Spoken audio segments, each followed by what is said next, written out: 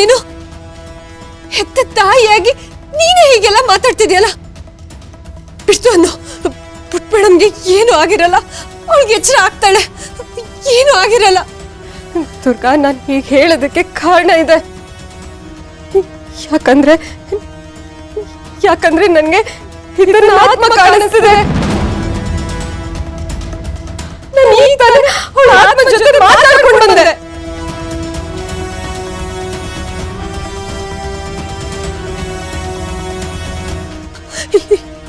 ಇಲ್ಲ ಇಲ್ಲ, ಪುಟ್ಟ ಮೇಡಮ್ ಆತ್ಮ ಇಲ್ಲ ಇಲ್ಲ, ಸಾಧ್ಯನೇ ಇಲ್ಲ.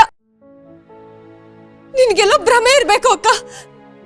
ನಿನ್ ಮಗಳ ಮೇಲೆ ಅತಿಯಾದ ಚಿಂತೆಯಿಂದ ನೀನ್ ಏನೇನೋ ಕಲ್ಪನೆ ಮಾಡ್ಕೊಂಡಿದ್ಯಾ. ಪುಟ್ಟ ಮೇಡಮ್ಗೆ ಏನೂ ಆಗಿಲ್ಲ.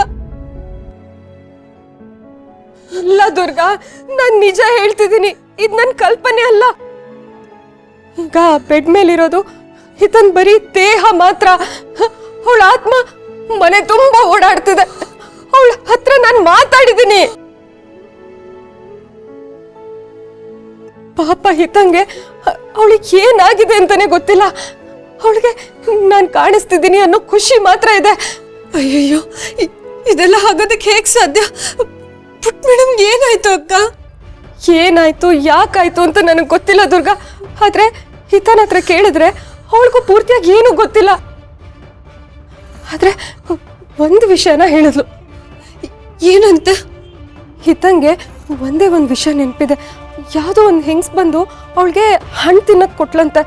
ಆ ಹಣ್ಣು ತಿಂದ ತಕ್ಷಣ ಅವಳ ತಲೆ ಸುತ್ತ ಬಿದ್ಲಂತೆ. ದುರ್ಗಾ, ನನ್ಗೆ ಯಾಕೋ ಹಿತ ತನ್ನ ದೇಹಕ್ಕೆ ವಾಪಸ್ ಸೇರಕ್ಕಾಗತ್ತೋ ಇಲ್ವೋ ಅಂತ ನನಗೆ ಭಯ ಆಗ್ತಿದೆ ದುರ್ಗಾ. ನಾನು ನನ್ನ ಮಗಳನ್ನ ಉಳಿಸ್ಕೊಳ್ಳೇಬೇಕು ದುರ್ಗಾ. ಆದ್ರೆ ಅದಕ್ಕೆ ಏನ್ ಮಾಡ್ಬೇಕು ಅಂತಾನೆ ಗೊತ್ತಾಗ್ತಿಲ್ಲ.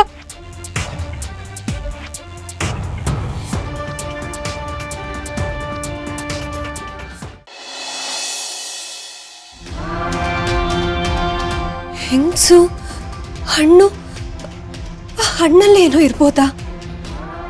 ಅದರಿಂದನೇ ಪುಟ್ಟ ಮೇಡಮ್ಗೆ ಹೀಗಾಗಿರ್ಬೋದಾ? ಆದ್ರೆ ಯಾವುದೋ ಹೆಂಗ್ಸು ಪುಟ್ಟ ಮೇಡಮ್ಗೆ ಯಾಕೆ ಹೇಗೆ ಮಾಡ್ತಾಳೆ?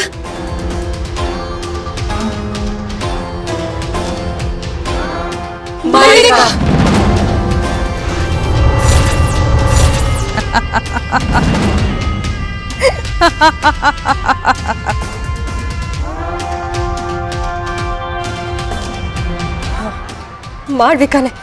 ಹಿತ ಮನೆ ಬಿಟ್ಟು ಹೋಗೋ ತರ ಮಾಡಿರೋದೆ ಆ ಮಾಳ್ವಿಕ. ಇಂಥ ನೀಚ್ ಕೆಲಸ ಮಾಡೋದಕ್ಕೆ ಅವಳಿಂದ ಬಿಟ್ರೆ ಬೇರೆ ಯಾರಿಂದನೂ ಸಾಧ್ಯ ಇಲ್ಲ.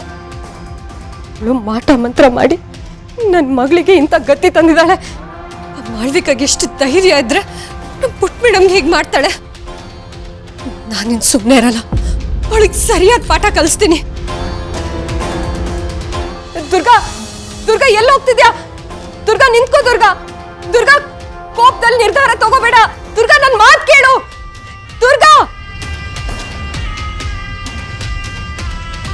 ತಾಯಿ ದುರ್ಗೆ, ಯಾಕೆ ನನ್ನ ಮಗಳಿಗೆ ಇಷ್ಟೊಂದು ಕಷ್ಟ ಕೊಡ್ತಾ ಇದೆಯಾ? ಅವಳು ಯಾರಿಗೆ ಏನು ಅನ್ಯಾಯ ಮಾಡಿದಾಳೆ? ಆ ಮಾಳ್ವಿಕಳ ದುಷ್ಟ ಶಕ್ತಿಯಿಂದ ನೀನೇ ಅವಳನ್ನ ಕಾಪಾಡಬೇಕು. ಅವಳನ್ನ ಕಾಪಾಡೋ ಜವಾಬ್ದಾರಿ ನಿಂದು ತಾಯಿ, ನಿಂದು.